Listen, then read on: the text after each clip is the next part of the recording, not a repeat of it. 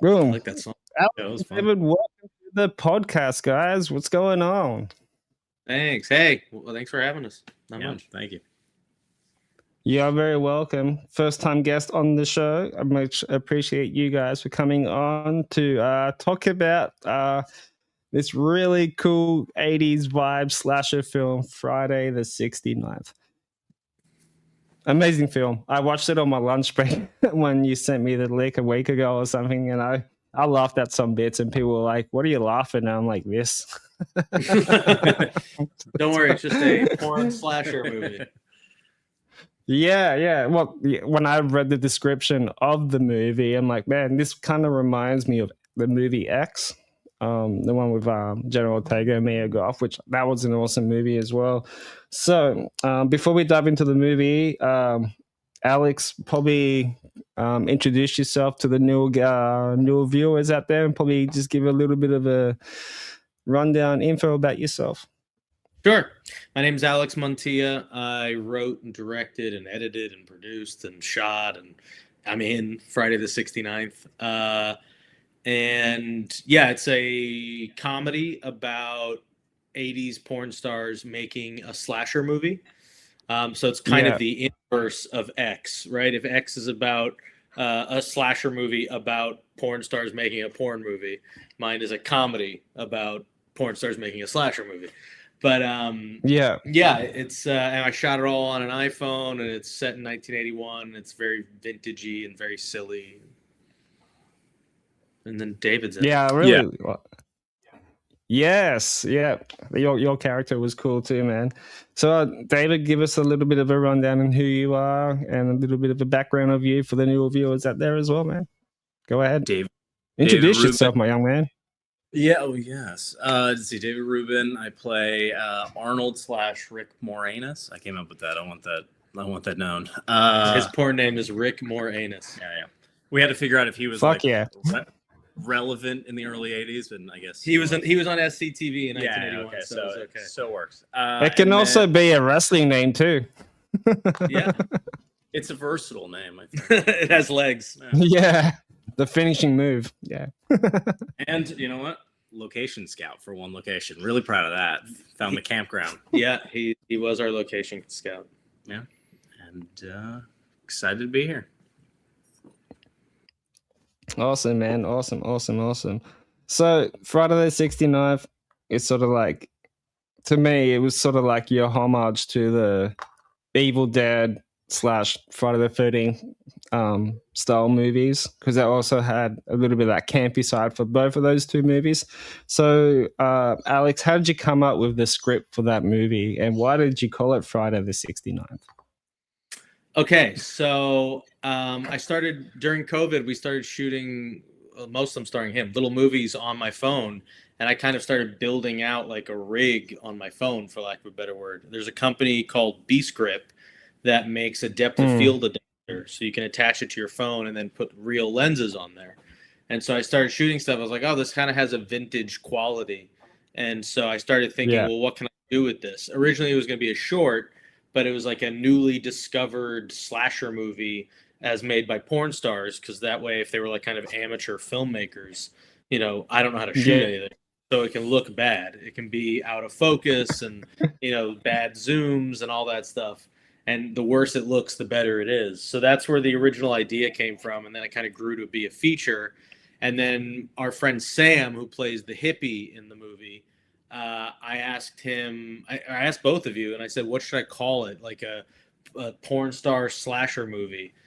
He said Gash, which is pretty good. Which is at the end of the movie is the name of the sequel. That's a joke, but and then Sam said Friday the 69th, and I went, no. And then like 2 days later, I was like, yeah, no, that's it. Yeah, it's very catchy. Yeah.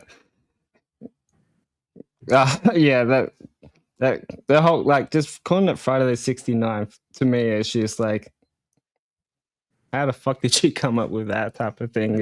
I think it's like pretty funny as shit, man. So the whole script writing.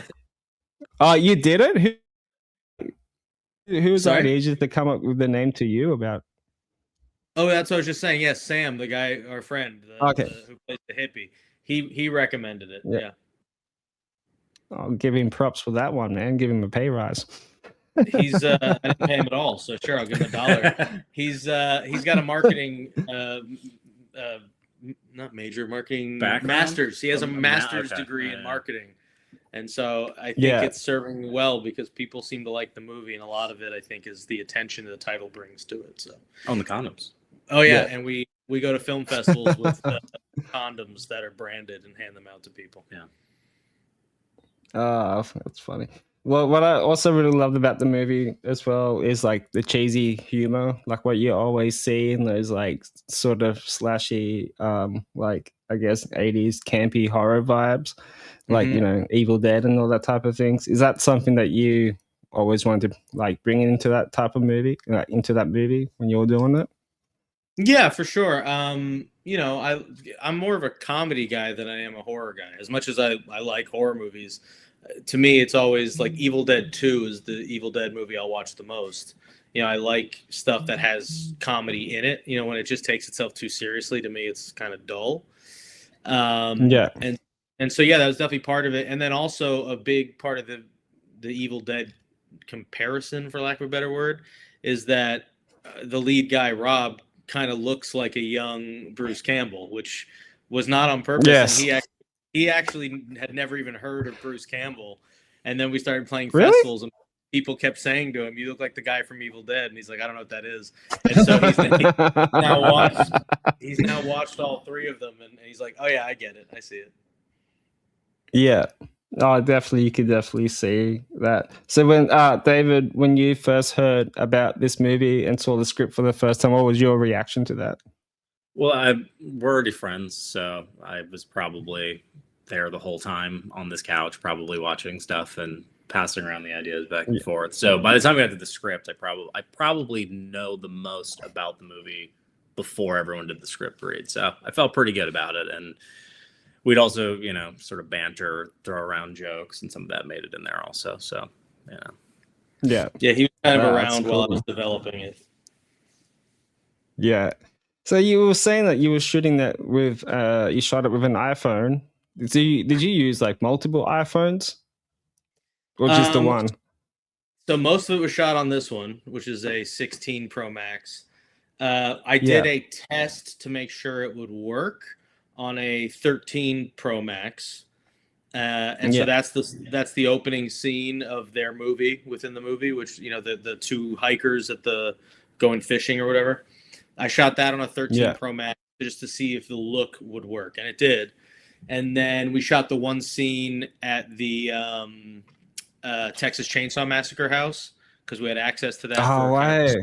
We had a small window, and so I bought on Amazon a 15 Pro Max just because that was the latest and greatest, and we shot just that scene on it, and then I returned it, and then the rest of it I shot on the 16 Pro Max. But yeah, and we didn't have, if your question is like multiple cameras at the same time, which would have been perfectly easy, but because I was literally, most of the time, I'm the only person behind the camera, like rather than hitting record and kind of jumping back and forth to hope everything's in focus, I just found it easier just to shoot on the one phone and then move it as I needed. So yeah.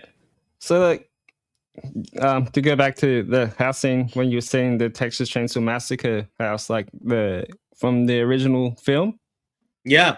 So the original house. That's insane. The original house was in Austin, but it was like those old prefab houses that you could kind of break apart and move. Like you would order from a magazine, it would arrive in I think 4 different pieces, and then they'd put it together. And so they sold the house and they broke it up into 4 pieces and moved it from Austin to an area called Kingsland, which is like an hour and a half away from Austin. And now it's a restaurant and named after Toby Hooper called Hooper's. And so my friend was in charge of like their bar program because they have a fancy restaurant across the way. And she called me. She goes, I spoke to the people who run it, and they said, you know, you can't shoot inside, I think she said, and you can't. I think she said you can't mention the Texas Chainsaw Massacre in the movie itself, but you you can shoot outside if you guys just come. So 3 of us flew to Austin, and it's that beekeeper scene, and it's just very much in the background, but it's kind of a fun little thing. And you know, we were there all day shooting outside. No one bothered us, and it was 110 degrees, but it was a lot of fun. And they had a little guest book, and I signed it. Friday the 69th was shot here, so hopefully someone someday sees That's that. awesome. That's cool. But Yeah, that's so iconic, man. Like the original Texas Chainsaw Massacre to this day is still one of the most iconic like slasher. Would you call it slasher? not really. I guess it's like, what would it be, like a horror thriller? thing? I don't even know. Like in terms of the horror. Yeah, genre, I don't know. It's heaps hard for those early ones. Yeah. Yeah, it's hard with those with the earlier horror ones, but like that's like so iconic to actually go there and film a scene in that house. That's fucking amazing. It was very, very cool. Yeah. And everyone there was cool. And so I'm happy we got to do that. And it's just a fun little anecdote to throw in there. Yeah, no, that's right. I didn't pick that up until now. I might have to like go back and rewatch it, and then like, oh sweet, I'll screenshot and tag you guys in it. What's really No, funny that's- is I shot a scene, or I shot a bunch more to that scene with like the beekeeper coming out of the house and like really focusing on the house. But you know, the movie had to move along, so at a certain point I was just like, yeah, it'll be fun in the background. And I've been in screenings where I see someone like nudge their friend and point, you know, like that they can recognize the house. But I think a lot of people, it just goes over their head, which is fine, because in the credits I mention it. But Yeah. No, the end in the movie. I probably won't give anything away of the movie, but like that ending really fucked me up because it was kind of weird. The ending, like it's like, oh, it was her, and then like the twin sister. I'm like, what the fuck? I'm just like, huh? What the hell? you did just What give did I away. just watch? Oh yeah, sorry guys. Yeah, I can't help it, but like, I'm sure somebody saw it over in the States, but like, I like those type of endings as well in like horror movies that always just gives you a bit of a mind fuck. I didn't see that coming vibe type of thing. But the characters in the movie. Oh, sorry. No, I was just gonna say some of the negative reviews of the movie are that it becomes too much of a real movie at the end, which I think is always funny because she's so good in it that it kind of does play like a real movie. But you know, I think it's still funny. Anyway, you're saying about the characters. Sorry. Oh yeah, no, it's all good, man. The characters in the movies are really, really, really good. I thought like everyone played the role in that movie really well. Except for him. How did you? Yeah, especially you, man. You've got the looks. You got the Bruce Campbell looks as well, too, man. But how did you guys come up? How did you guys get together with the cast? Like, did you work with them before, or is it like recommendations from friends and other people? Most of the people are my friends, like friends or friends of friends, I guess. Yeah, like David and I were on a flag football team with Bud, who's the guy in the jersey. Sam also. And Sam I went to college with. Amber was his ex-girlfriend. She's in it. Anna, the blonde girl, was a friend of mine. You know, most of them are just friends. Like some of them have never acted before. But Rob, the main guy, we didn't know him. I randomly met him one night. I host karaoke. That's my job out here. And nice. He just happened to come into the bar and he was up on stage singing. And I was like, I feel like this guy would be fun. That one. I want that one. Yeah, that's what I said. I want, And so I had him come in and audition, and he's the only person that auditioned, and he was great. So he was perfect. And then, a lot of friends of friends, but I tried to put everyone I could in there that I thought would work. So mostly just friends. And then Amy, the lead, so I saw her in a short film that my old neighbor showed me, and she then starred in a short film I made, and I have my cat walking across me. That's so good. Say hi, Enzo. Yeah. Hello, mate.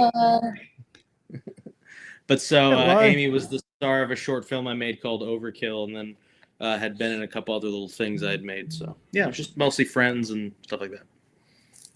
Yeah, that's awesome. Do you guys like have a favorite scene from the movie? The one that always makes me laugh is when Bud's playing the guitar and screams "fuck." I don't. Every time it made me laugh. I don't know. At the campfire. Yeah, And every time I see it in the theater, I laugh too. So yeah, probably that one. yeah, This sounds narcissistic, but the scene in the hospital at the end where I'm in it, and then my friend Eric is playing the doctor, and he's the worst actor in the world. His performance makes me laugh every time. Like he looks down and steps on his mark and all that. Like just him purposely acting poorly, I think is very funny. yeah. What about your favorite kills in the movie? If you can pick like one favorite kill that you thought that was like, damn, that was good, which one would you pick?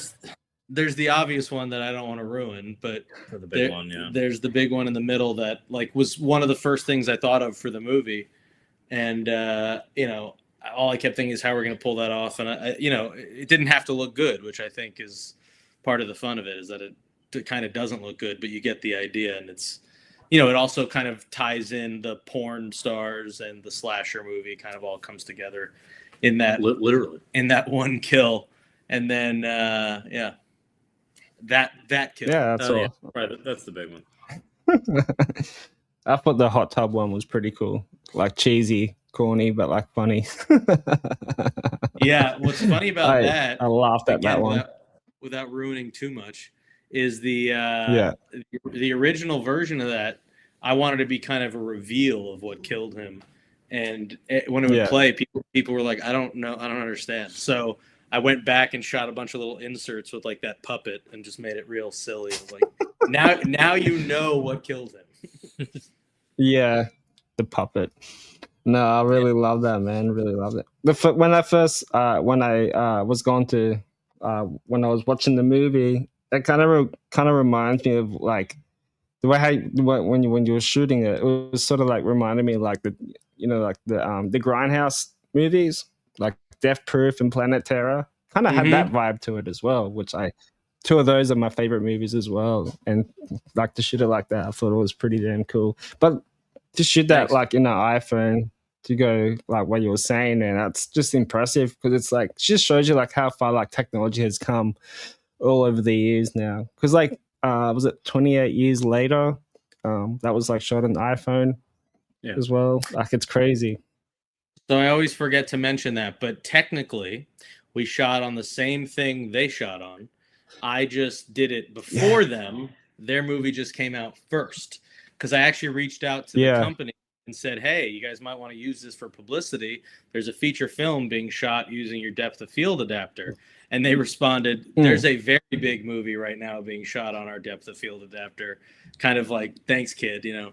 And of course, then they announced that was out. But yeah, it just obviously it's taking longer for people to see our movie. And they also had one specialty built for them so they could use like real cinema lenses. I just used, you know, shitty lenses from Canon that I ordered on Amazon. So yeah, but you made it work. That's for sure. Thanks. Man. Yeah, and it was funny seeing 28 years later because I was like, oh, they're having the same issues I had, where like there's some blur on the edge of the screen and not everything's perfectly in focus, and you know, it's just kind of the nature of shooting on a phone when you're kind of shooting a screen that's getting reflected from the lens. Like it's not perfect, but yeah, it's fun. So it worked well for the vintage quality of our movie, I thought. Yeah. I'm like getting too distracted a little bit with your Army of Darkness poster. And you mentioned earlier about like how Evil Dead 2 is like your favorite one. Everybody seems to forget the first Evil Dead movie. And it just goes straight to Evil Dead 2. Why do you think that though? Because like Evil Dead 1's still an iconic like horror movie. Like it just changed the whole campy vibe in that, you know, in that type of like horror genre. I think Evil Dead 1 is a probably more important movie, right? I mean, they shot it over such a long period of time for so little money, and you know, in terms of the indiness of it and all that stuff, it's more important and it's more interesting. But I think Evil Dead 2, just as a movie, is so much more entertaining, and because it's also funny and has like a bigger budget, probably, I think that's the one that really locks in what the whole franchise is for me, anyway, of the original trilogy. Yeah. I like both. You know, I think Evil Dead 1 is trying to scare you, and I think Evil Dead 2 is trying to entertain you. I think that's maybe the difference for me. Yeah. And then obviously 3 was more of a comedy. Just straight comedy, which the way how it. Yeah. I like it fine. I know I have the poster, but my friend gave me that. But what are your Evil Dead thoughts on the first trilogy? I've only seen the first one. No, I've seen the remakes, which is really a bit fun. Yeah. You should see the second one. I'll go through. Yeah, I'm pretty sure they're on Shudder as well, if I'm not mistaken. Shudder or HBO, it's one of those two. Oh yeah, we'll check. But yeah, even even the reboot of Evil Dead was great too. Like, it took me a while to get used to it. Like, I can understand why the director went with his own take with it, but like used different like characters' names in the movie instead of doing like another version of Ash or whatever it is. You know what I mean? Ash Ruins, but they all went like with just different characters, but still that, you know, same vibe from the first one, which I thought it was pretty cool.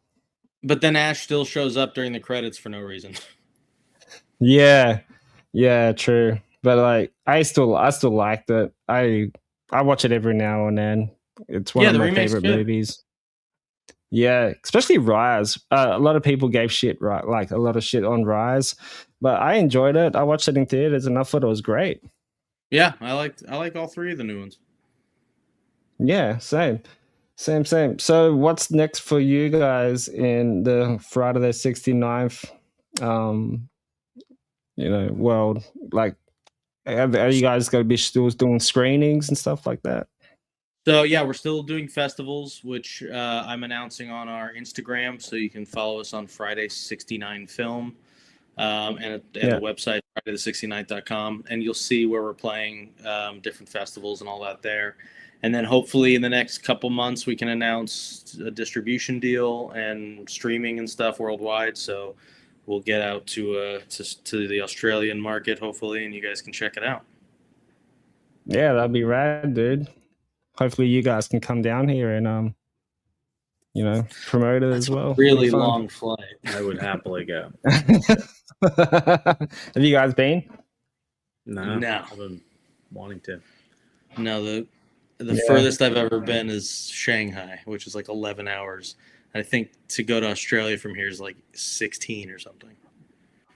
Yeah, it's a long. I've never been to the States, but it's a long. From what I calculated, I don't think my back and legs will like hold on much longer for that, man. It's just like it's such a long fucking flight. I heard a comedian once say, I don't want to get on a plane that long to get off to see people speaking English, which makes me laugh. So, David, what's next for you? Like after after that movie, like what's going on with you after the Friday the 69th world? Have you got anything coming up? Any projects? Anything? Yeah, I'm making my own project. So I'm currently working on that. It should be finished shooting by the end of the year. Oh, it should? Yeah. Can you give us a little like inside scoop? Yeah, tell us nice. About it. Well, give us a little inside scoop. It's funny because I try as hard as possible not to tell him anything. I don't know anything about this movie. It makes me laugh because he wants to know, and I know it's called Blue Square. Yeah, it's called Blue Square. And what's it about? Yeah, it's like I'm bad at summarizing things. It's like satire, sci-fi about I guess a future civilization going extinct. That really doesn't sum it up well, but it's sort of That's the first I've ever heard of. I'm sort of forced to say it right now. Otherwise, I would just be like, I don't know. Ask him to do an impression of Javier Bardem. So I should be done with that this year. Finish shooting by the end of this year, hopefully. We'll see. And it's a feature that he wrote and is directing. Yeah. Fuck yeah, dude. How long have you been directing for, David? And writing. Was this your first one? This is the first one that's going to be finished, but I've been working on this one for a bit. I have a co-writer, co-director also, but we've been shooting it for a bit now. We started writing it like a few years ago. So But yeah, this will Yeah. be the released finished project that I'm making. Yeah. That's awesome. And do you get like advice from Alex? Do you like text him? It's hard to get advice if you don't tell him anything. So the advice was he was telling me he was making a short film, and then he told me how much he was spending on it. And I was like, "Don't do that." I said, "Make it a feature." Yeah. And then like a year later, he just threw it in, and he's like, "Oh yeah, it's a feature now." I was like, "I told you that." So I'd like to say he took my advice, but he didn't take my advice because he's shooting it on film, which I'm sure will look great, but it's a colossal waste of money. Yeah, basically everyone keeps giving advice and they just keep not listening to it. So we'll see. You know, you took my advice. You made it a feature. Nah, it's sick. But I can't wait to to see it. I'll keep an eye out for it. So I want to finish off with top 5 slasher films. So Alex, I'll start with you. Top 5 slasher films. Tough. That is tough. I mean, I know my number 1, which they have a poster over here of Psycho. Psycho is one of my favorite movies, which kind of informed a lot of it. Okay, this might. Do I have to put them in order? Beyond that? No, not really. I mean, pick your 5 and 5. Psycho's definitely number 1. I think this is maybe controversial, but to me, The Terminator is a slasher movie. And I think The Terminator. The first one? Yeah, the first one. Yeah. Like the second one's more of an action sci-fi movie. But the first one, I mean, if you think about it, it's literally like you got the final girl and everything. Like it's a slasher movie. I do love The Terminator. Yeah. Let's see. Oh, man. It's kind of a toss-up for me. Some of the Tommy Jarvis Friday the 13th movies are so fun. I like those a lot. Scream. I'll definitely do Scream. Yeah. I do like Scream 4, but I'm going to stick with just Scream. Oh, boy. Halloween. American Psycho. Does that count? This is hard. Yeah, if you wanted to count, that's American Psycho's. I do love American Psycho. Good one. Yeah. Oh, boy. I love Cheerleader Camp. It's so silly. I love Blood Rage. It's so silly. I like fun ones. Yeah, I think I've named 6, so let's go with that. Do the Nightmares count? No, I don't. Did Nightmare on Elm Street count as a slasher? I don't think so, but there's slashing. There is slashing. Yeah, slashing. But we're following. See, I always say, well, they call him a slasher icon, but for me, it's like a psychological slasher film. Yeah, maybe you could say the first one. I mean, if we're gonna count Terminator, we might be able to count the first Nightmare on Elm Street. Yeah. Oh man, this is your turn. Okay, yeah. I love to tear through, so I'll just do like Friday the 13th, and I'll just watch every single one, and then I'll kind of do like Scream, and I'm trying to think of my favorite. I really love, which is the one with the wheelchair? Is that 2 or 3? Friday the 13th 2. Yeah. I love that one. Yeah, he loves the guy getting thrown down the stairs in the wheelchair. So good. I was trying to be in a wheelchair the whole time, but it kept getting rejected. He kept pitching being in a wheelchair. We got you in a wheelchair briefly. Yeah. I wanted to be in a wheelchair. To All a Good Night. I love that one. That's a early slasher that kind of informed a lot of this. Oh, the House on Sorority Row. I like that a lot too. Anyway, sorry, go ahead. Psycho. I'm trying to think of what are some of the other major franchises or Halloween. Yeah, I'm kind of iffy on Halloween too. Yeah. What are slasher franchises? I'm blanking now. Although I've named so many I like, but I do like just Child's Play count because I do kind of like the Child's Play movie. Those count. I like the comedic ones later on more than the original trilogy. I think it's just like they're just fun, and I love watching in a row and moving on to the next. Yeah, he and I powered through franchises together. Yeah, I'm a bit like that. Those are solid picks. They're always hard. I always get people with top 5 like horror villains, and they're like, oh shit, because there's so many you can pick from the villain side of horror. Oh yeah, they'll be like stunned with all that shit. Does Your Next count? Because that's sort of Your Next is a slasher movie comedy. Yeah, Your Next is good. I do like that one. Barbara Crampton's. That was a good film. Yeah, that was Yeah. fun. But like I would go with like I agree with you on Scream though, because Scream for me was like one of my favorite like slasher movies growing up when I was like 13 years old. I remember watching I, that for the first time, man. Awesome, I always, awesome, awesome, I always awesome. really liked All the Boys Love Mandy Lane. I always thought that was kind of a slept on movie. Do you remember that one? Barely. It's an Amber Heard movie that got like shelved for years, and then I had like a bootleg copy of it, and I thought it was really good, and then Yeah. it finally no one really saw it, but it's good. It's do you remember it? I remember. I know what you're talking about. I It's good. haven't seen it. Maybe it's because it was hard to find that made me like it more, but I always liked it. Yeah, I'm pretty sure they have that. I've seen it on the streaming service here. We have Stan. It's an Australian streaming service. Yeah. I'm pretty sure I saw that up on like the horror thriller section or something like that. Yeah, it's definitely out there now, but when I first saw it, it was not. Yeah, but how could you not pick Jason X? Jason X is fun. No. The The effects in that movie is wild. they are wild, yeah. The Friday 13th series as a whole I really enjoy, except and I've said this enough publicly now that it's out there, but like I don't particularly like the first one, which is funny because my movie is such a direct ripoff of the structure of the first one, and like Yeah, when I first put the movie together, I found it to be very boring, and I was like, oh right, because I just mimicked another movie that is kind of boring now anyway. Yeah. I'm sure 80 or whatever it wasn't.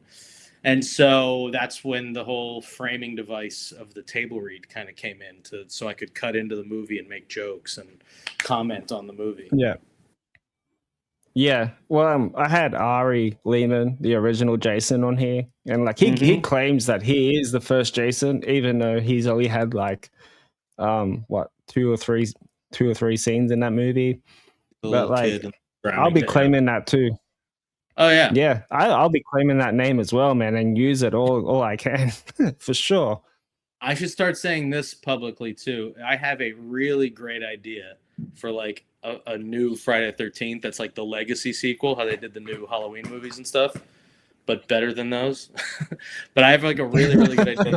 I want to pitch to people. I told one of my friends, and she's like, I know someone at New Line or whoever it is. She's like, I can try to get you in. I was like, yeah, it's a good idea, right? She goes, it's great. And it kind of incorporates modern stuff and old stuff, and yeah, I'd like to do that. Yeah. Well, some of the Friday the 13th fan films on YouTube, like they put in so much like time and effort and spent so much money into those type of like low budget independent films, and they turn out so great. Like I've seen a few of them. It's on the Scream one as well, and they're so good. Yeah. Yeah, I think some of the Scream ones are probably better than some of the recent Scream movies. Yeah, well, better than 7, but I won't go there. Well, Alex and David. 5 was average. 5 was okay. 6 was just like, I don't know, man. Like they could have kept Neve Campbell if they, I agree with that, but I do think I liked 6 better than 5, but I don't think they're like a huge difference. But I think 1 and 4 are just so good. Oh, you like 4? 4 was a little bit too comedy. I like 4 a lot. That's probably why I liked it. Well, I also Alex and David. I like 3, which no one does. But anyway, sorry, go ahead. I like 3 too. 3 was good. The opening scene for 3 and the opening scene for 2 was great as well. Well, Alex and David, thank you so much for coming on, and hopefully we could probably see like a sequel to Friday the 69th and probably call it like Friday the 69th, the New Rectum or something. I don't know. Yeah, that's a good one. The New Rectum. Saturday or whatever. The 70th. Yeah. You never know. We might see a sequel, in a few years' time. I have a lot of ideas. Yeah, I would love to. That'd be awesome, dude. If you need a cameo, I can be like the crazy Australian backpacker. Yeah, perfect. Oh wait, there is a slasher series we didn't mention that we both really like. Which one? Victor Crowley. Oh yeah. We watch all those movies together. Those movies are wild. Yeah. Hell yeah. Yeah. Kane Hodder, man, the goat of like slasher villains for sure, man. For sure. So where can everybody find you guys on in the social media world? Yeah, David, where can everyone find you on social media? I'm social media list. I set Like a ghost. he wants to be a big Hollywood actor, and I set up an Instagram for him, and he deleted it promptly. He refuses to have any internet presence. Meanwhile, I'm on AK Montilla, Montilla, and yeah, like I said, Friday 69 film also on Instagram for all the updates about the movie. You almost said Friday the 13th. Almost, that was close. Almost. Awesome. Well, guys, thank you for watching. Don't forget to like and subscribe and follow me on Instagram and Facebook. And yeah, see you all next time, guys. Peace out, everyone. Peace.